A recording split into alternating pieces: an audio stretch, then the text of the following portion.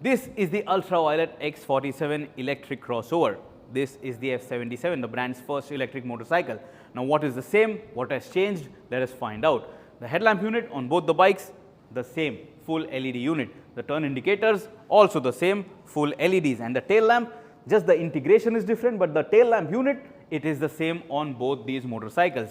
Now this, the X47, is more of a dual sport kind of a looking motorcycle. This is more of a sports bike to look at. Then have a look at this, the main mass where the battery is positioned. The main chassis is the same on both the bikes, but the integration and visuals is very different. Here it is more exposed, here you have a proper fairing. The wheels on both the bikes, they are the same, but the tires on the X47 more dual sport, on the F77 more road biased. You get a disc brake at both ends on both the motorcycles. The suspension setup on the bikes, for both bikes, upside down front fork, rear monoshock, but you get 170 millimeters of suspension travel with the X47, and that is going to help you ride on Indian roads more easily. You get 200 millimeters of ground clearance with this motorcycle.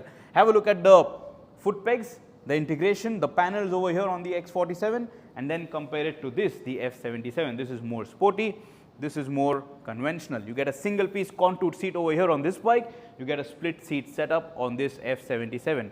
The subframe is also very different. Over here you get a newly designed and developed rear subframe. This is a bolt-on subframe, and this has been done because this bike can carry more luggage, it can carry a pillion for a longer distance, and you also have this pillion grab rail on this particular motorcycle.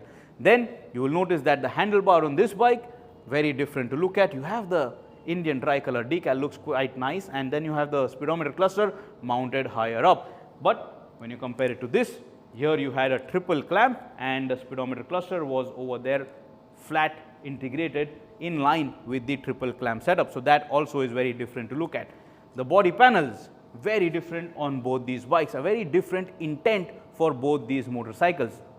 The swing arm on both these bikes, different. This is more conventional and longer. This is a more sporty setup over here on the F77. But what is going to be special with the X47 crossover is this radar module which is going to be integrated over here.